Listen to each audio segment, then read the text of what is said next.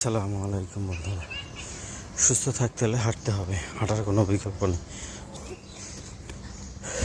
সবাইকে হাঁটতে হবে সুস্থ থাকতে হলে, সুস্থভাবে থাকতে হলে হাঁটতে হবে, হাঁটার কোনো বিকল্প নাই। তাই আমরা সুস্থ থাকতে হলে বেশি বেশি করে সময় সুযোগ পেলে হাঁটতে হবে।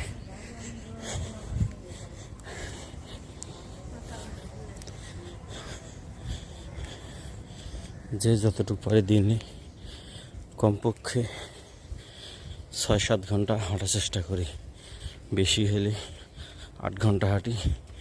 দৈনিক একটা টাইম রেখে দিই হাঁটার জন্য, তাহলে সুস্থ থাকবে মন, ভালো থাকবে মন, সুস্থ থাকবে দেহ, সব কিছু মিলে খুব সুন্দর একটা লাইফ চলে যাবে।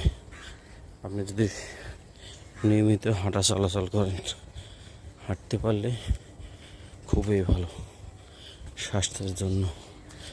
বিশেষ করে যাদের হার্টের সমস্যা তারা বেশি করে হাঁটলে ঠিক হয়ে যাবে ইনশাল্লাহ। ধন্যবাদ সবাইকে।